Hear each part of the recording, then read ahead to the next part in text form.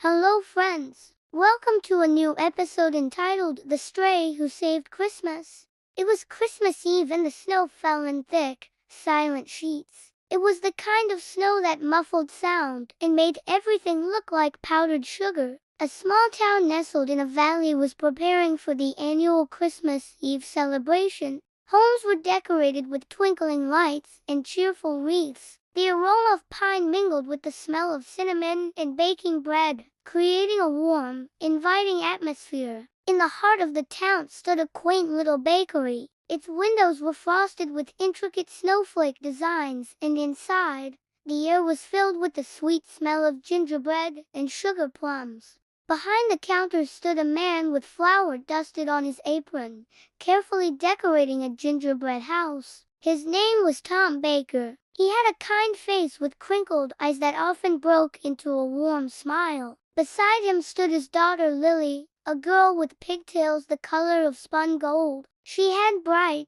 curious eyes that sparkled with the magic of the season. Suddenly, Lily gasped, pointing to the door. In the doorway stood a shivering puppy, his small body shaking with cold. His fur was matted and dirty, and his eyes were wide with fear. "Oh, Daddy, can we keep him? Please, please, please," she begged, her eyes pleading. Tom looked down at the puppy, then back at his daughter. He knew they were already struggling to make ends meet. Adding a dog to their family was a big responsibility, and he wasn't sure if it was a wise idea. "I'm sorry, Lily. We just can't take care of a dog, not during Christmas," he said gently, hoping she wouldn't be disappointed. But Lily wasn't giving up. She poured some water into a small bowl and set it down in front of the puppy. Then she coaxed him closer with a piece of gingerbread. The puppy lapped up the water and ate the gingerbread, his tail giving a grateful thump against the floor. Slowly, as if sensing their kindness, he began to calm down. That night, after Lily had gone to bed, Tom placed the puppy in a box by the kitchen, making sure it was lined with a blanket. He felt a pang of sympathy for the dog. He might be a stray, but he was still a living creature who needed love and care. And maybe, just maybe, Lily was right. Maybe they could take care of him. Just then, a loud crash from the kitchen made him jump. He went to investigate and found the puppy standing by the overturned water bowl, his eyes wide and scared.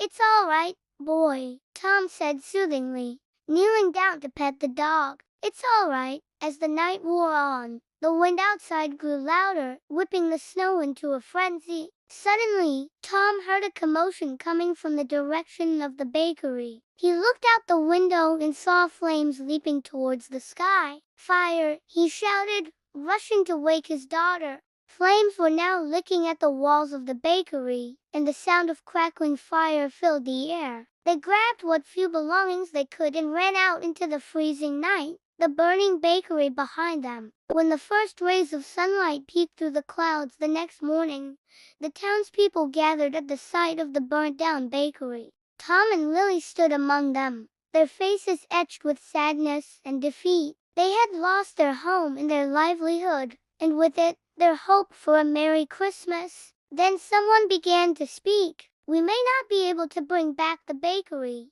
she said, "but we can help you rebuild." And with that, the townspeople got to work, clearing the debris and salvaging what they could. They brought food and supplies to Tom and Lily, and before long, they had enough to start planning for a new bakery. Tom knelt beside the puppy, who had followed them out of the house. He scratched the dog behind the ears. "Looks like you saved our Christmas," he said with a smile. The dog barked happily, licking Tom's hand. He might have been just a stray, but he had brought them more than just Christmas cheer. He had shown them the true meaning of the holiday, the importance of helping those in need, and the power of community. That day, the pup got a red collar. He was given a warm bed and a bowl filled with food. Most importantly, he was given a forever home. And so, the story of the stray who saved Christmas became a part of the town's legend, a reminder that even in the darkest of times,